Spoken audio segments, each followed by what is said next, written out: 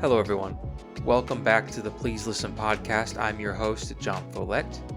And in this exciting episode, I'm going to be talking about a variety of things, all centered around one extremely popular team of superheroes from Marvel Comics.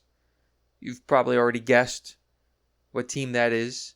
So without further ado, I'd like to introduce you all to the first ever X-MENISODE. This is an episode centered entirely around the X-Men, hence the name X-MENISODE. Because I guess the stars have aligned and there's just been a lot of X-Men related stuff coming out, a lot of X-Men related media in the comic book space and the comic book movie space that I've just been interacting with. So I thought I would clump it all together into one X-MENISODE. So for people that are interested in this, big fans of X-Men and mutants, you can stay tuned because we're going to talk about all sorts of things. Just a little disclaimer before we start this. X-MENISODE. I'm kind of an X-Men noob. Some would even say, I think the kids these days, they call it X-Men LARPer. I'm kind of a LARPer for the X-Men. I'm not that knowledgeable about them. I know what the general audiences know about the X-Men because my main source of X-Men content has been the movies. The live-action movies made by Fox. I mean, when I was a kid, my favorite movie ever was X-Men Origins Wolverine. I recorded that thing on DVR, and I would just rewatch that one over and over again. With all the commercials, too. They had, commercials with, behind the scenes of how they did the Blob from that movie. And then a couple years later, I found out that everybody hates that movie, and they say it's, one of the worst comic book movies ever made. I kind of felt betrayed. But still, I enjoyed the movie, and even people say that movie sucks. But the opening montage with him and Victor Creed fighting throughout history was a good scene. My recording on DVR, I missed that scene. I don't even have that scene in the movie, so I just have all the shitty parts of the movie recorded, and the one good part that everybody says at the beginning I missed. So that's my history with the X-Men. Since then, I think I've seen every. I haven't seen the New Mutants. I've seen every Fox X-Men movie besides the New Mutants. I've even watched, the other ones that people say are bad, like Dark Phoenix and Apocalypse. I decided I would hit the books and I would learn about the X-Men. That's what I decided I would do. So I started reading X-Men comics. Everybody come take a seat in the comic corner. Sit on the rug, crisscross. You could if you want to sit in the comic corner, you could skip to a different. If you're not privy to comic book talk, you could skip to a different timestamp. I've been reading comics for a few years now, with a lot of characters that I'm a fan of. I like to go all the way to the beginning. I know when it comes to, I've heard this said many times. When it comes to American comics, especially ones in Marvel and DC to a lesser extent, but Marvel for sure, it's so difficult to get into them. If you ask comic fans, they'll be like, yeah, you just start reading whenever. It doesn't really matter. If you're confused about something, they'll explain it on a page or so. And yeah, if you want to just start reading and read what's new, you could probably just go in fresh and then catch up a couple issues later. But for me, I kind of want to understand the full history and read everything there. That way, when I talk shit about something, nobody can call me a LARPer. I've been getting a lot of comments like that recently because I've been sharing more Marvel-based opinions that people don't like. And so I decided to go back to the first ever issues of some of my favorite characters. I've read a whole lot of the original Fantastic Four run by Stan Lee and Steve Ditko. Jack Kirby. I also did the original Amazing Spider-Man run. That one was Stan Lee and Steve Ditko. What other characters? I did some of the Thor, the original Hulk run. That one got canceled. That's shocking. There was like 6 issues of that, and then it got canceled. And so recently I decided to do the same with the X-Men. I went all the way to the first original X-Men comic run just to see the origins, the X-Men Origins Wolverine. Not that movie. Sorry, I'm talking about that's the name of the movie that I like that everybody hates. I like doing that just to see, because a lot of that stuff, surprisingly, a lot of that stuff still like persists today. Because the thing with Marvel Comics is, as opposed to DC reboots every couple of years. So they have this big event where all the characters show up and they reboot the universe like from scratch. That way somebody can go in and start reading it and be like, oh, this is nice. Now it's brand new. When it comes to Marvel, everything that's been written since the 1960s is canon.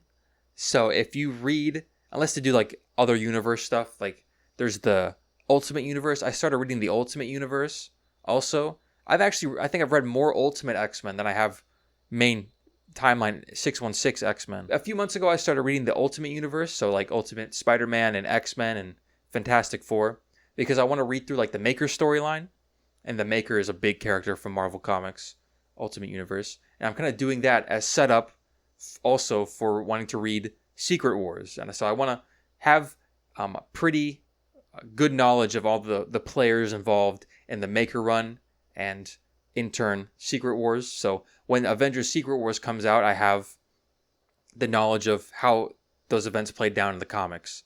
And so that's why I've read a lot of Ultimate X-Men.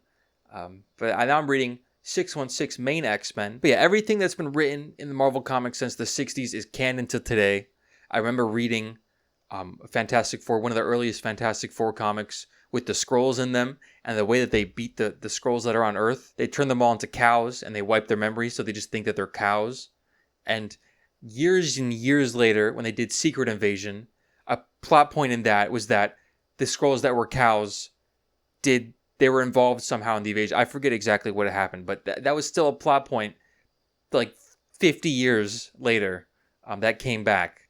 This was like ultimate foreshadowing. It amazes me how they like from the get-go like hit the nail on the head with like the concept for these characters and like the characterization. Because I guess comparing it to like DC Comics, you see like the original Green Lantern like is like this guy named Alan Scott, who's like nowadays when you say Green Lantern nobody really thinks of, and his whole like thing is like totally different from what Green Lantern is today. It's the same with like the Flash, and that's why they have like the Golden Age characters, because it's like the first iterations of Green Lantern, the Flash, and other characters, and they kind of reinvent them a couple years later. Those are the versions that are popular today. But for Marvel Comics, like it's from the jump, it's like, you know, you have the first class of mutants with Professor X as the teacher and Cyclops and Beast and all of them, and like those are just like the core X-Men characters, and they've stayed the same, pretty much stayed the same like throughout the entire X-Men history. And although Scott in the first comic, they called Scott, he had like a different first name. It was like something weird. It was like sultry or like smooth. It was some weird name. I think maybe that was an error. I don't know, but they called him. He had a different first name in that first comic. There also is like some outdated stuff. Like Professor X is kind of creepy. He's like thirsting on Jean Grey in that first issue. And a lot of the comics, all the guys are like super horny, and every girl that they see, they're like, wow, boy, would I love to have her in my bedroom. Like they all say like those weird stuff. It was the 60s.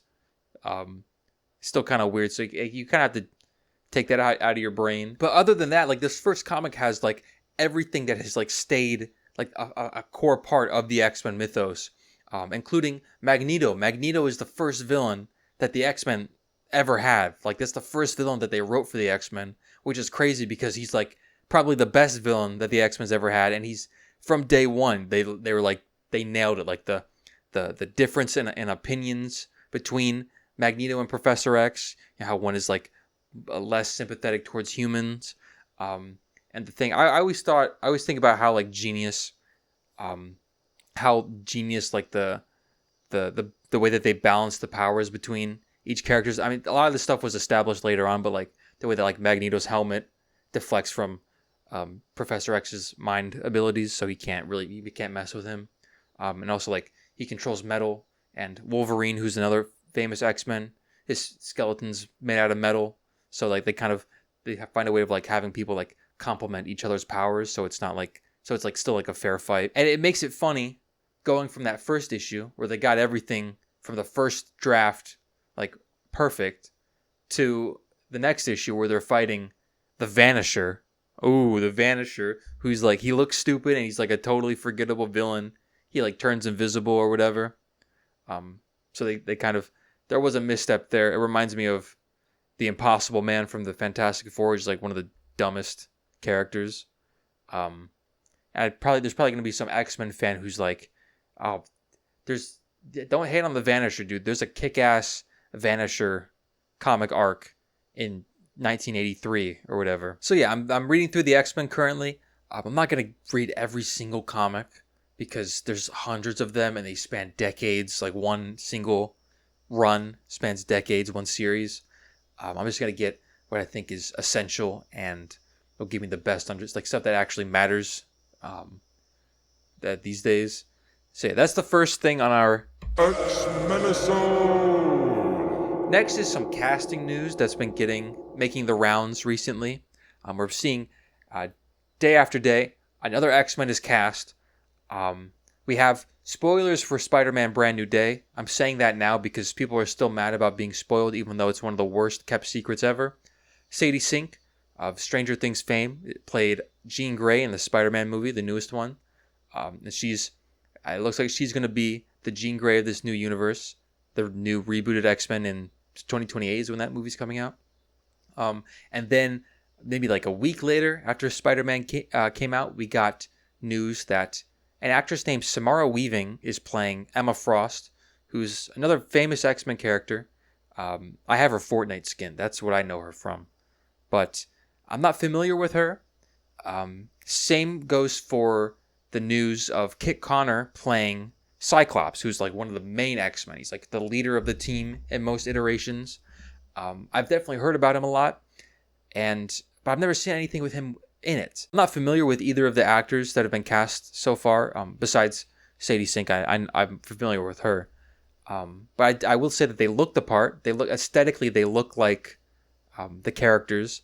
I especially like the way that like Kit Connor looks. Like imagining him as Cyclops, I think it works really well. A lot of people, I've seen some pushback to this casting because a lot of people being like, he doesn't look as good as my fan cast, and they're fan casting like the most basic white guys who have like a good jawline, because Cyclops costume you really only see like his mouth. And here's a little trivia about me. I hate fan cast culture. It makes me cringe so hard seeing people be like, this is my fan cast for this, and it's just like the most basic picks, and they're all like, just because like the character has like the same hair color and they were in like a popular show. I don't like it. I don't like fan cast culture. So I've never had like any fan casts in my head about who should play this, who should play that. Tomorrow, by the time I'm recording this, D23 is about to happen, and Marvel's going to have a panel, and it's been rumored that they're going to announce the X-Men cast. If they do end up doing that, I'm going to put my reaction discussion here in post as I'm editing it. Hey guys, React Boy back at it again. I'm looking at the live updates for Disney's D23 movies and show presentation. I'm just kind of waiting for the Marvel section to start. They showed off some Star Wars, some Pixar, they had just a bunch of random stuff. They had the new Simpsons movie, which that's like coming out in like 5 years. They showed that like super early. I don't know what. I guess they just couldn't wait to show the world. Obviously, I'm hoping for something X-Men related so I can put it in this episode. We know there's going to be definitely Avengers Doomsday because they had little displays. Definitely something for Vision Quest because that's coming soon. That's like think later this year. Oh my god. Jared Leto as Beast. Timothy Chalamet as Angel. Oh. Robert Downey Jr. as Magneto. Oh my god. That didn't happen. That hasn't happened yet. It will happen. Oh my god, finally it's time for the Marvel Studios part. I've been watching this shit for 2 hours. I thought there was only going to go for 2 hours. There's only 4 minutes left until it's supposed to be done. Hope that they can cram all this stuff in. Ooh, now I'm excited. They were talking about a documentary about lions for the past like 5 minutes. Kevin Feige has taken the stage, and he's not gonna give it back. Vision Quest is up first, as I suspected. This show, I have no idea what the concept is. I think it's gonna be like in the metaverse with all the different Marvel AIs talking to each other. Ooh!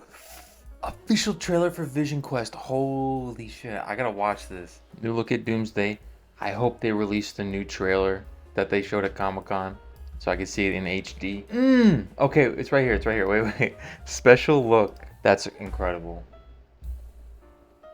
Oh my god, almost 4 months. Doom with the Sentinels and the... Crazy. Okay, wait, next up is X-Men. Okay. This is what we're here for. Sadie Sink is up there. I don't...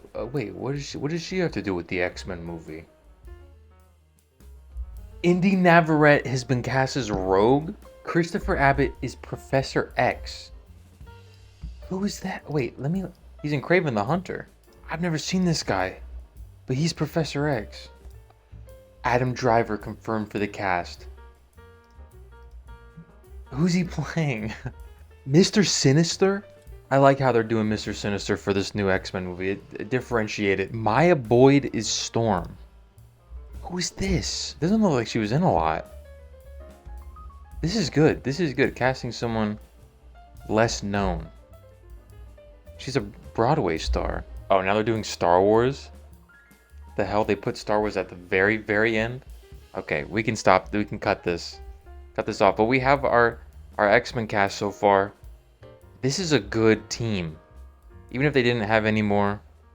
They might have one more as part of like the first class of mutants. They got Jean Grey, Cyclops, Rogue, Storm.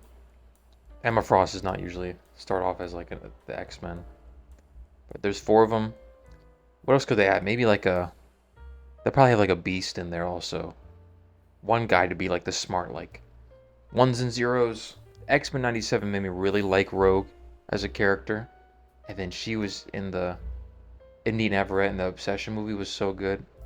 Maybe I need to watch something else with her in it. I know she was in Superman and Lois. But yeah, that's the X-Men cast. So back to me. Back to me. This is React Boy, and back to me. I sure hope they announce some of the X-Men cast at D23, or else this is a very embarrassing bit for me. I hope Kevin Feige came on stage and was like, they're putting me in the movie. Me, John, I'm gonna be cast in the X-Men movie. I've been seeing a lot of people on Instagram actually. I'm getting recommended so many videos of people, aspiring actors being like, Marvel, please hire me in the X-Men movie. This is me. This is day one of me trying to get cast in the X-Men movie. Which, you know, I shouldn't hate. They're grinding. They're trying to make their dream happen. I don't think this is how you do it though. Just through Instagram Reels. Maybe there's been a few times in the past where someone went viral, and then they ended up getting cast in the movie. This probably happened multiple times. So I don't know. It just makes me. I like laughing at it. Maybe I'll try and do that too. I'll try and grassroots my own casting into the Marvel movies. Hey Marvel, I saw that you were casting for the new X-Men reboot, so I just wanted to throw my hat into the ring. My name is John Follette, and I'm auditioning for the character of Blob.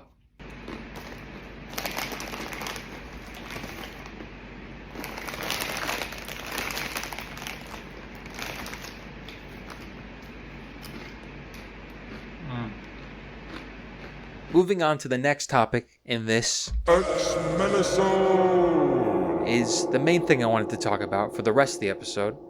There's a show that just came out with its second season, and it just finished airing the second season this past week, and it's called X-Men 97. It's a continuation of X-Men the Animated Series, which was a cartoon that ran in the 90s that became super popular. It's probably a lot of people who grew up in the 90s, that's like their main exposure to the X-Men. It informed a lot of people and had a very strong fan base, so much so that they brought it back, 20 years later, Now it's on Disney Plus. It's being made by Marvel Animation. And so I just wanted to give my thoughts on it. Before we get into it, spoilers for X-Men 97, both seasons, and also probably X-Men the Animated Series, even though I've never seen it. I didn't go back and watch it before I watched either of these seasons. I did, however, before watching Season 2, I decided to rewatch Season 1 of X-Men 97 because I saw it when it first came out, and it came out like 2 years ago, so it was a while ago. I guess not that long ago, but I think from now on they're doing like one season a year, so I think X-Men 97 is going to have like one new season every year, so you won't have to wait as long for the next one. But I remember I waited till all the episodes in Season 1 were out, and then I watched all like within a week.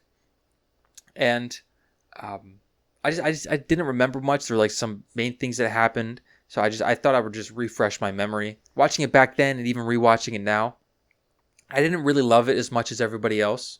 I remember when it first came out, everyone was raving about it, saying like, this is my X-Men, this is the best Marvel Disney Plus show that they've ever made. Cyclops is so cool. And I'm sure for a lot of people who are fans of X-Men, seeing the way that the Fox movies kind of twisted a lot of the lore when adapting it and kind of making, doing some characters dirty, especially Cyclops. Seeing these characters be done like with justice and like very faithfully to the comics, because a lot of this stuff just like adapts comics like pretty closely, from what I know. So seeing them do like Cyclops is actually like more of a leader and more confident and in charge and cool. He has aura in X-Men 97, which I won't argue on. He has some of the best, coolest action scenes. The way they use his powers. But yeah, I just remember coming back from it and being like that was pretty good. I mean, not groundbreaking. I didn't have any intentions to rewatch it besides, just to refresh my memory for Season 2. I found it in the beginning like hard to get into because there was, like I said, there was 5 seasons of a show that this was like a continuation of. And so there was just so much lore and so much history that I wasn't privy to. There's like all the messy relationships. At the beginning, Scott and Jean, they have a kid, and then I think in like episode 3, it turns out someone knocks on the door, and it's the real Jean Grey, and it turns out the one that Scott had the baby with was a clone of Jean Grey, and that leads. I think the first half of this season I did not really enjoy, especially the episode that centers around the clone of Jean Grey. It's like Mr. Sinister is the one who makes the Jean Grey clone, and he has like this thing that just makes her go evil, and she calls herself the Goblin Queen for no reason. I felt that like that was all like so rushed, and like came out of nowhere. I was not expecting it. And Mr. Sinister sounds like he's talking out of a tin can. Is it now?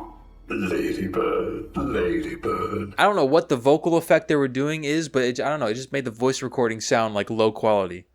And some of the voice cast, a lot of them are really good. Some of them are better at doing like big dramatic monologues, compared to just like normal dialogue. I would say the Cyclops actor. This might be a hot take, but like Cyclops' voice actor, he sounds. When he's doing like, to me, my X-Men, and he's giving these speeches, he sounds great. He's commanding, and he's like big and he's confident. But like when he's doing like just like a normal mundane scene where they're like in the kitchen talking, he sounds a little too animated. I guess that's weird for an animated show, but he sounds like too expressive for what's supposed to be like just like a normal mundane scene.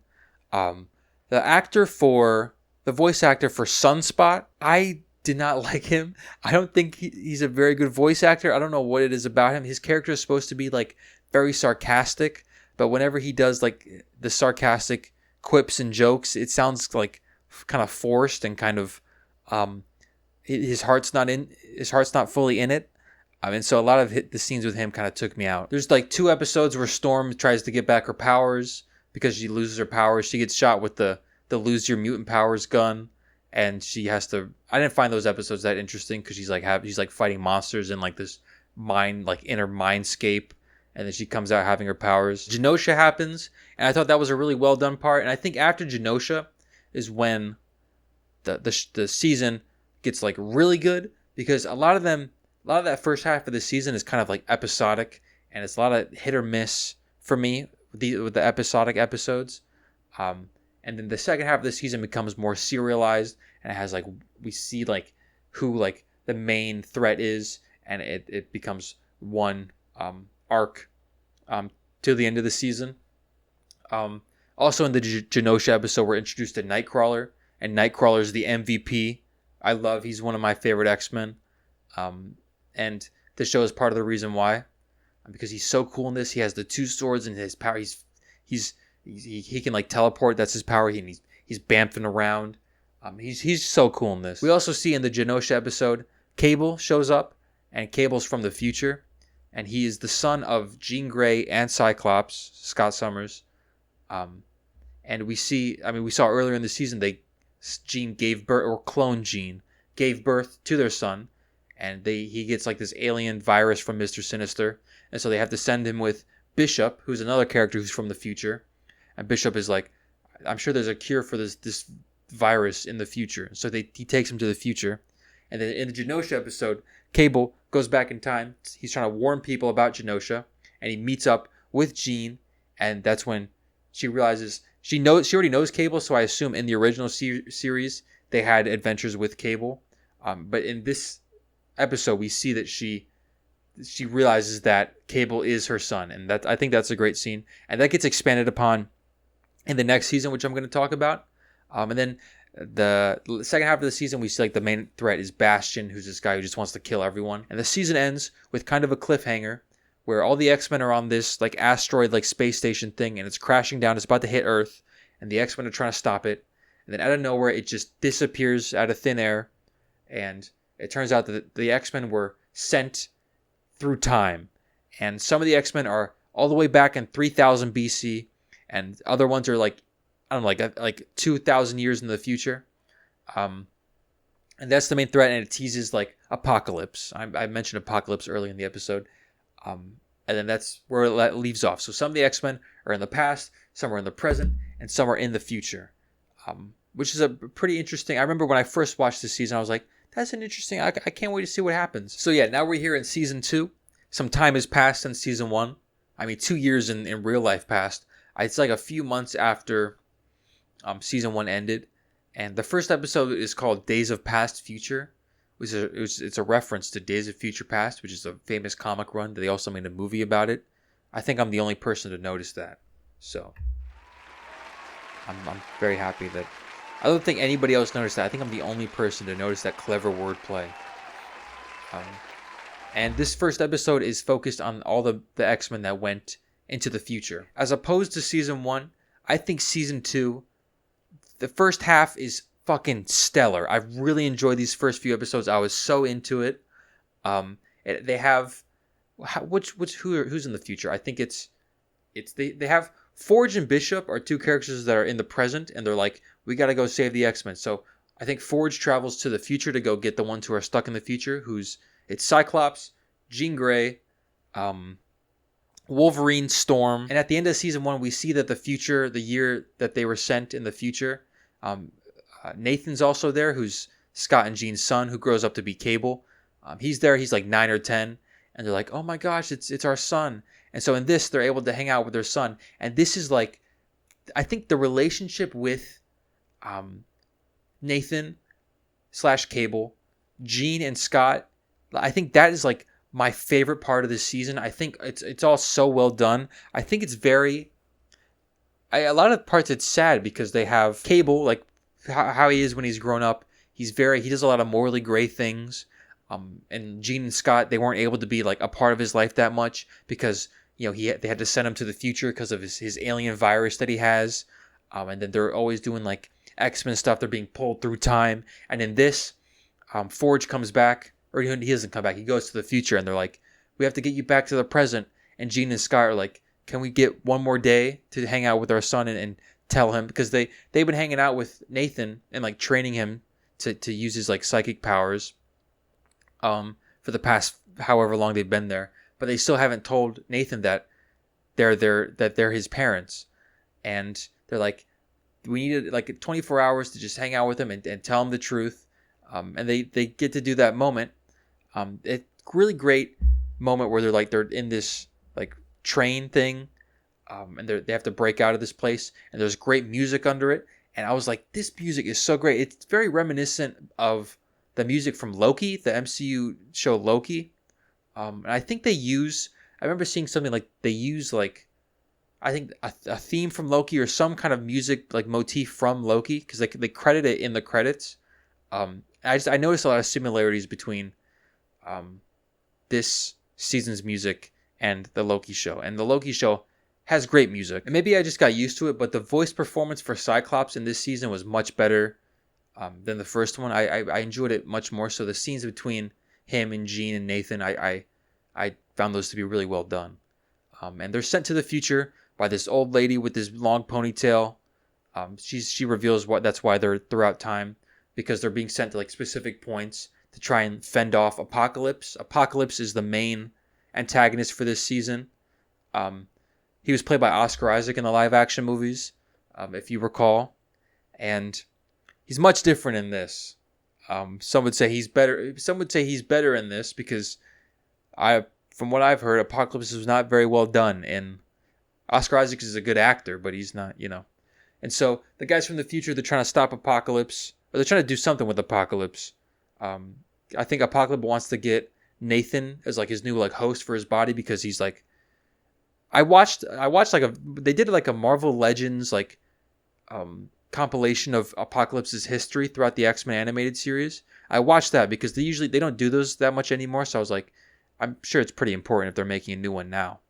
I watched that. So it looks like they beat Apocalypse once before, but he could just like take a new host. So he really never dies. But when he takes a host, like the body decays. So he's trying to get Nathan as his new host because he's like powerful and his body won't decay. That's at least what I gathered from it.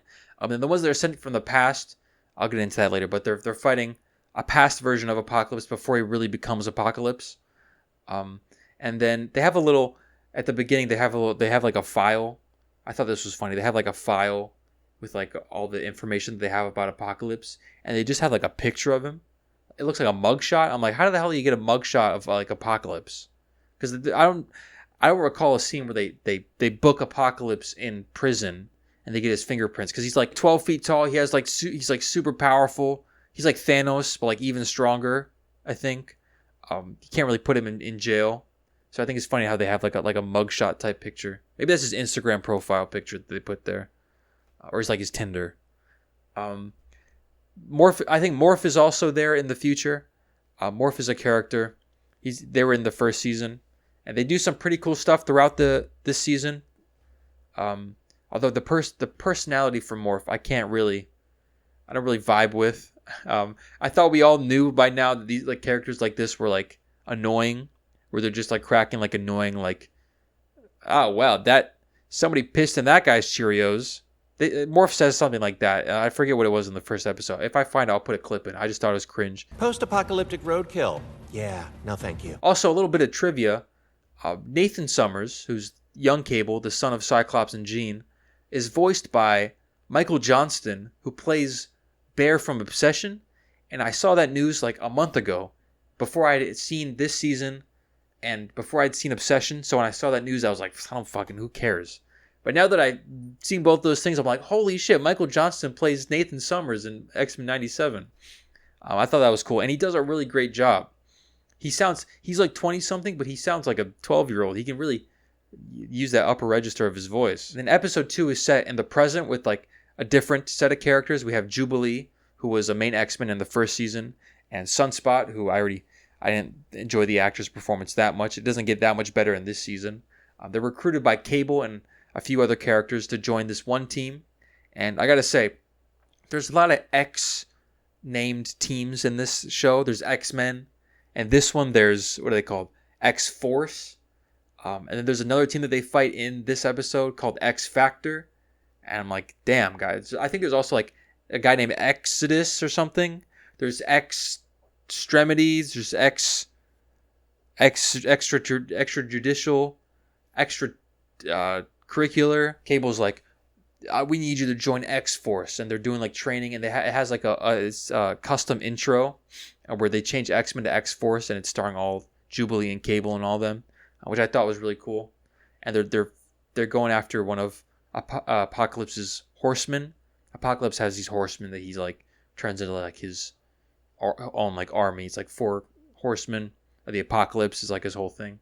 They find one of those, and one of them just kills him. And then there's this other team called X Factor, who's like the government sanctioned like mutant team, and the leader is like this lady who works in the government. Her name is like something like Cooper, and this lady pissed me off. I'm like, she needs to die, because in the first season she like works with Bastion to just completely demolish Genosha.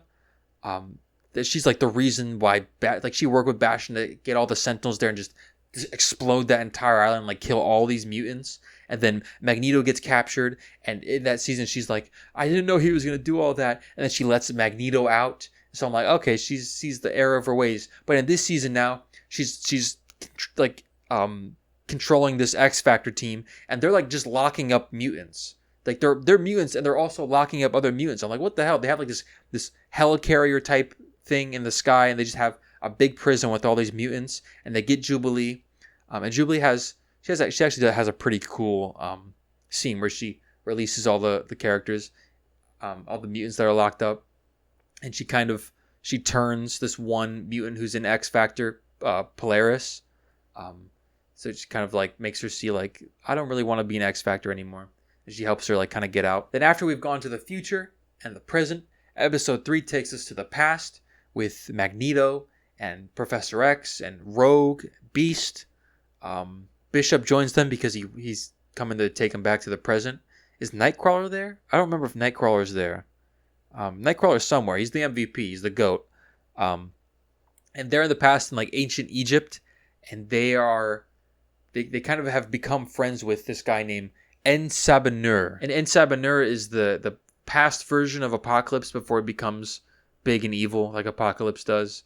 And Magneto has the idea to try to influence him to not like let the way that people have wronged him dictate his future, because he was En-Sabah-Nur was the first ever mutant, so he was the first guy, and you can see it, he's like blue, he has like the thing on his lips, so he was treated like horribly, and Professor X is like, he's so fucking evil, you cannot turn this guy good. And I like Magneto trying to do something good, but he's doing it more as like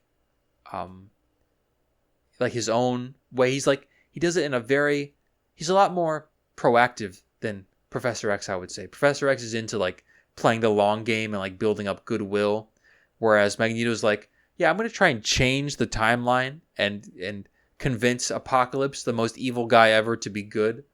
I think that's just a very nice way of being like, yeah, Magneto, he's doing something, morally good, but he's like really playing with fire here. And this is where first of all, I love En-Sabah-Nur. I thought he was a really cool character. I liked him more than the Apocalypse version of Apocalypse. And the voice actor is so cool. He gives a great voice performance. His voice is so demanding and like emotional and like intimidating at times. And we see the character that Nur, that's what they call En-Sabah-Nur for short. They call him Nur. We see the character that Nur is trying to overthrow. That is Rama-Tut. And if you don't know, Rama-Tut is another name for the popular Marvel villain Kang the Conqueror. So this is the return of Kang in not the MCU, but it's in the same multiverse because it's made by also Marvel Studios. This is the return of Kang the Conqueror.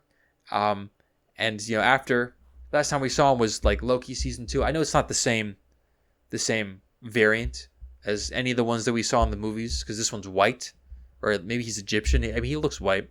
And all the ones that we saw were played by a black man, so they were all black.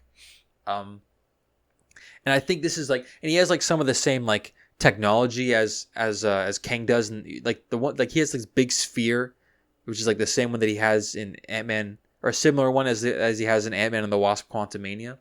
And I think this is a smart way to kind of continue the Kang storyline. I mean, he's barely an element in this. He disappears after he's like, okay, well, I already know what's going to happen in the future, so I'm going to dip. And so he leaves, and he's not really a thing for the rest of the show. After like, I think he leaves maybe this episode or the next one. He's out. We see him in like his full Kang outfit. I think this is so cool to see him again. They find this like super advanced ship. It's like a celestial design or whatever. Like the design kind of reminded me of the Eternals. Like the interior kind of looks like the Eternals ship because it was like celestial like technology or whatever. And Nur, he sees images on the walls that are like shows him and all the X-Men, and then it shows him becoming Apocalypse. And so he's like, oh, the walls say that I turn evil, so I guess I gotta turn evil now. So he becomes Apocalypse, because he's like, you guys lied to me about being from the future, and you also lied to me that you're being nice to me because you want me to not become evil. And so they fail in trying to get him to not be evil, and he turns into Apocalypse anyways by he grabs onto like this crystal, and he gets like this big arm when he becomes Apocalypse. And then this is where the big thing happens in this season, where he absolutely just fucking atomizes Magneto. He grabs Magneto by the head, and he holds his like futuristic gun up to him, and like Magneto's whole body like lights up, and you can see like his skeleton through the light, and he becomes, you just see it in shadow. He just disappears, like he just becomes nothing, and then Apocalypse just drops the helmet in front of Professor X. Professor X, he doesn't have his wheelchair, so he's just crawling on the ground, and he's like, shoot, he just killed my best friend. He's crying, and Professor X is like throwing insults because that's all he can do. They can't overpower Apocalypse, and he thinks that Apocalypse is probably gonna kill him. He doesn't end up killing him, so he's just like in his perceived last moments, he's just like, I'm just gonna say the worst insults to this guy who just killed my best friend of, like however many years. And yeah, so Magneto is dead. I wonder if, probably not. I wonder if Apocalypse, like, I'm sure Apocalypse doesn't interact with or see Magneto at all in the original series, because that's like in the present. But to him, one of the first things Apocalypse does was kill Magneto. So like in the present day, did he like, because he probably, he existed at the same time Magneto existed in the present timeline. So is he just like, isn't that the guy that I killed like 5,000 years ago? And also, the ship that they're on, that Apocalypse gets his powers from, apparently it's called Ship. It's a ship, but it's just called Ship. And it has like AI, and it can like talk. Apparently it's Apocalypse's ship called Ship. That's the thing that he has. That's also in the future. That's how Nathan gets like his cool robot arm. I was confused with that in the first episode because we see it. I don't know what that is yet. I'm like, it's just like a talking chair. Like, what's going on? But that's Apocalypse's ship, named Ship. So Magneto dead. And then they go back to the present. That's when the episode ends. And then there's a little post-credit scene at the end of that one. Captain America shows up and Black Widow shows up, and they give Wolverine these files about Weapon X, and that sets up the next episode, which is kind of a bottle episode of sorts, where it's kind of like separate from the whole Apocalypse thing. It's mainly focused on Wolverine. Morph is there, and then Sabretooth and a couple other characters who were experimented on by Weapon X. They go there presumably to just get revenge on the guys that tortured them and experimented on them. Their plane crashes, and one of the guys just gets, from the get-go, is just impaled by a tree, and he's just dead. And I was like, oh, damn, this is pretty... I was not expecting that. And it's a pretty, like, bloody episode. I was shocked at how much violence is in it, because I guess there isn't really, like, television, like, TV channel standards that they have to abide by. And also, this is, like, kind of made for the people who grew up watching the X-Men animated series, so it's, like, not geared necessarily towards like young children. As I mentioned, Morph is in this episode, and I'm kind of like confused as to what Morph's powers are. As the name suggests, they can morph into any superhero that they see. They're kind of like the main source of like cameos, so they turn into the Hulk or Thor. And this season they turn into Spider-Man for a bit. I thought that was cool, and just like a couple of other mutant characters. But they also have the powers of whoever they turn into. So like if they turn into Wolverine, Morph has the Wolverine claws. if they turn into what's another character? They turn into like this character who can like roll up into a ball and bounce around in the room. That they do that in this episode, and so they gain the powers of whoever they morph into, and I'm like, okay, but also there are multiple instances where Morph turns into Deadpool and Silver Samurai, who's another X-Men related character, and those characters have swords, and Morph uses those swords when they morph. So I'm like, okay, so Morph can also turn into a person and also have all their like accessories and use them as if they're like, are they like extensions of his body? I don't understand really what.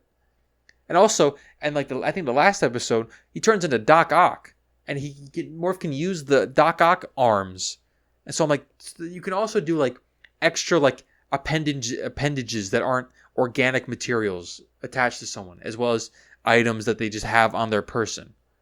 I was really confused as to how that works.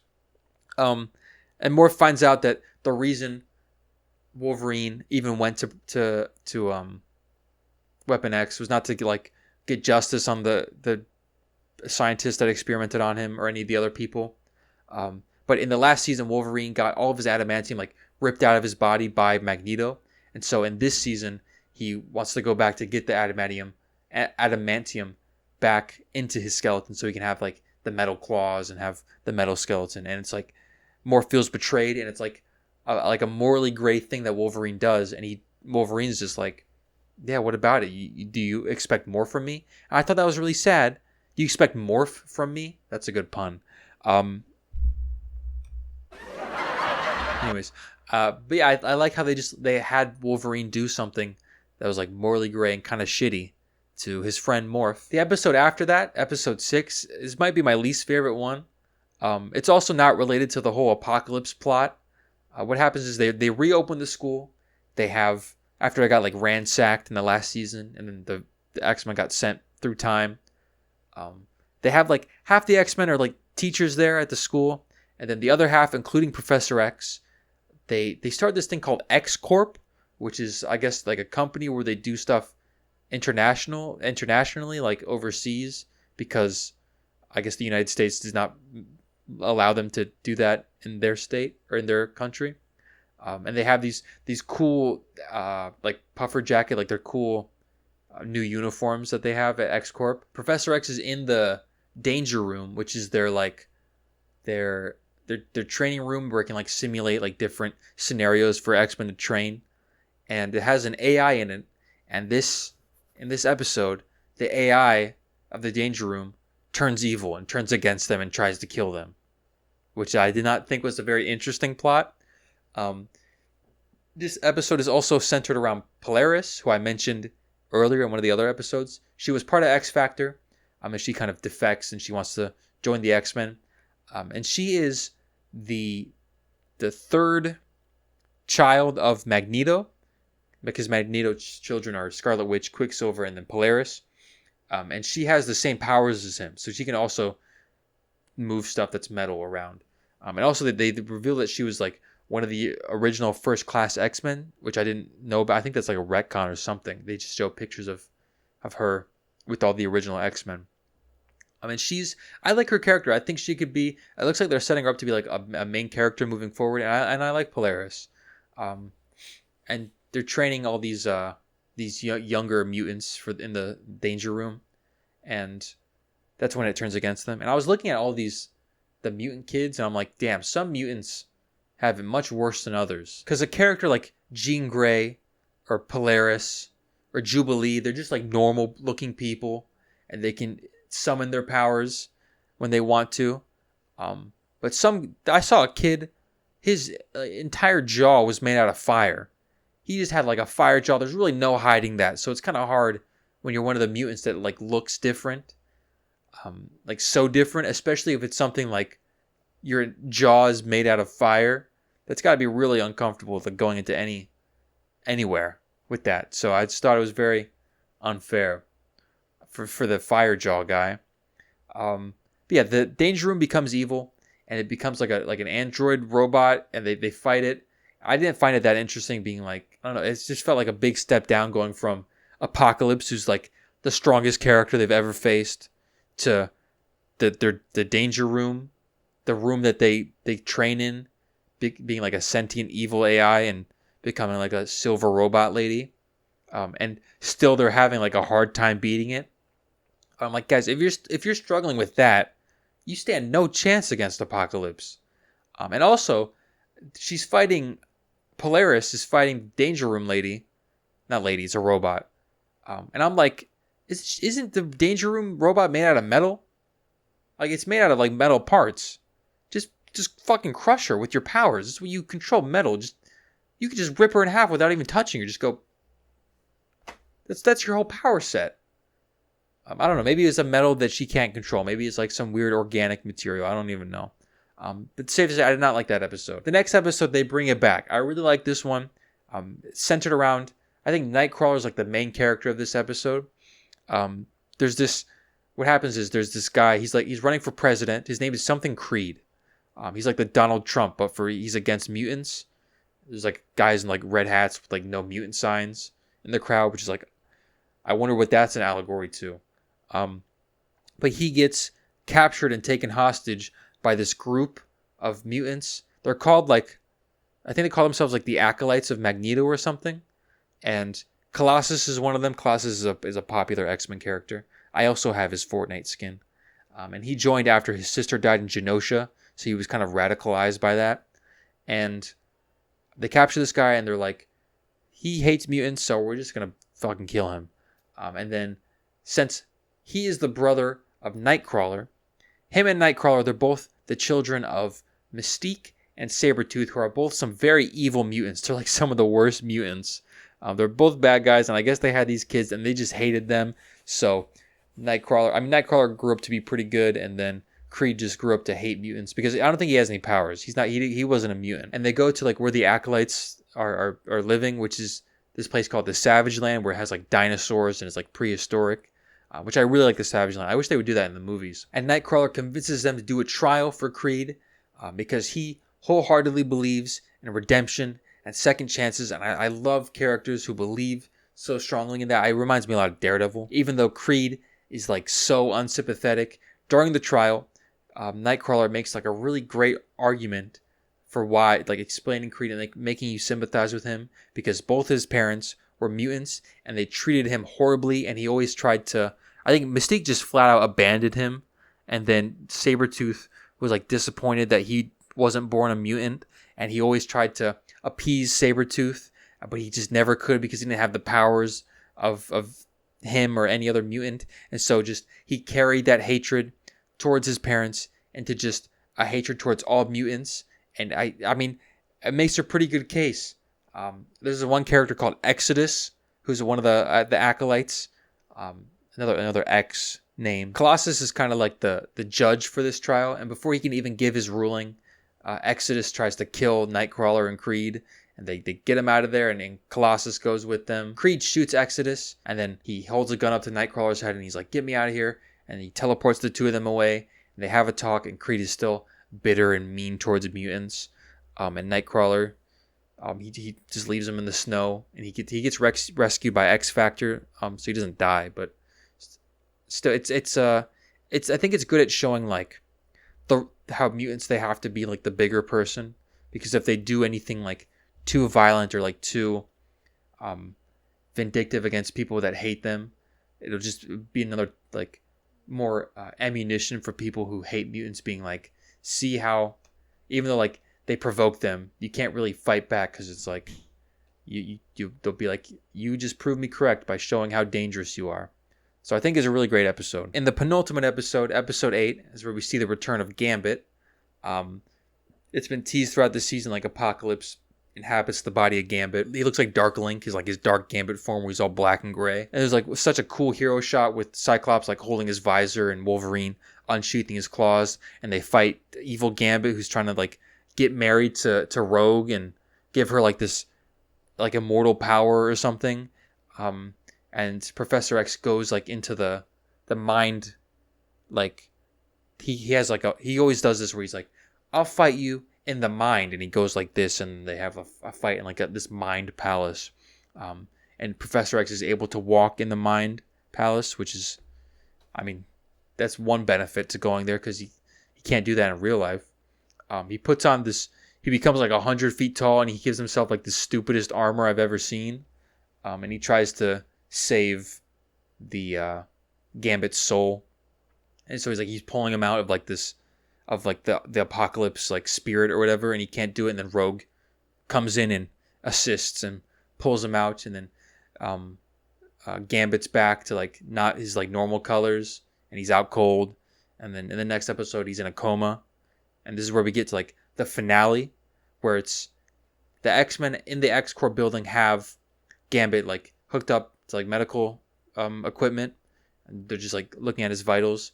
And X-Factor and X-Force team up because they're like, he still has Apocalypse in there, so we have to kill him. And Cable is on X-Force, and Cable throughout the season, it's like said that like his destiny is to be the one who kills Apocalypse. So he has to go against the X-Men, including his own parents, because he's like, I have to kill Apocalypse. And so these two teams team up, and they go to the X-Corp building, and it just becomes a big fight between all the X teams. And the X-Corp like tower gets like demolished and exploded after like 3 days of it being operational. Which they built that thing pretty fast. I mean, I guess if you have mutants, you can do construction like pretty quickly. Also, what's that building for? Like, who's in that building? Do you have like office workers? It's like a 100-story building. Do you have like people with like desk jobs? I only ever saw the X-Men. They're like playing cards in like a table. That's the only thing I've seen them do in the X building. And they do like FaceTime, like hologram FaceTimes. Beast, Nightcrawler, and Rogue, they go to the ship is what it's called, that Apocalypse got his powers from, and they're trying to find a way to remove Apocalypse from Gambit. And then Rogue, she goes in and she talks to the Celestial. There's a cool moment where she's like trying to like push through like to physically fight him, but like there's like this impenetrable like force field, and like just her skin's peeling off because she's like pushing so hard against it. And she makes a deal to be like, if you save Remy's life, Remy is the name of Gambit's real name. You can have my life instead. So she's trying to sacrifice her life for Gambit's. And Rogue is given like this super powerful shiny armor to kill Apocalypse. Back at the X-Corp building, Gambit wakes up and he fights all the X-Factor and X-Force people. And then Cable is also fighting his parents, which is, I mean, it sucks to see, but Cable is really steadfast in his mission to be the one to kill Apocalypse. And then there's a part where he just point blank shoots Gambit in the head, and he's like, you think he's dead? And since Apocalypse is still in there, he becomes like this amalgamation of Gambit and Apocalypse, and he grows like 50 feet tall. He looks kind of stupid because he has like the Apocalypse like face markings, but also Gambit's like trench coat and like huge like spiky hair. But that's when Rogue shows up in her super powerful armor, because none of the other X-Men can beat him. He takes control of all the other X-Men. Their eyes turn red, and then that's when Rogue shows up and like beats him in like 1 second and like traps Apocalypse's like soul or something like in this little crystal and gives it to Cable. And after that, Rogue is like, I don't know what happened. I traded my life for yours. I don't know why I'm still here. And then she sees the ship that she went to go to the Celestial to with Beast and Nightcrawler parked outside the X-Corp building. And Beast is there, and he's holding Nightcrawler's Bible. And then we see that Nightcrawler, after Rogue left, made a deal with the Celestial to sacrifice his life for hers. So he's actually dying. Well, the two of them get to stay alive and be together. That killed me. I almost got tears from that, because Nightcrawler, it was such a great, altruistic, a pure character, and he makes like the big sacrifice play in the end. And the season ends with this like monologue by Nightcrawler that he has faith that everybody will thrive and live on, even though they might be sad that he's dead. And it's so beautiful. And that's just where the season ends. And I was like, damn, that my favorite character, man. That sucks. Him and Beast, they're both my favorite X-Men. They're like the biggest reason why I'm excited for the X-Men to return in Doomsday, because they're both coming back. But yeah, I thought it was a really well done way to end the season. I think a lot of people may have thought that it was rushed. I read a lot of that. But I was satisfied by it. I just thought there were a few duds in the middle there. But I think it started and ended really strong. And I'm excited for season 3. Even though there's no Nightcrawler, so I don't know how I'm gonna deal with that. But yeah, that's my thoughts on X-Men '97. And that's all that I have for this X-MENISODE! I'll see you guys in a year. Maybe it'll be sooner for the next. X-MENISODE! Just depends on how much X-Men content is coming our way. Thank you all for listening to this episode. Let me know your thoughts on X-Men '97 in the comments, and I'll see you guys in the next one. Goodbye.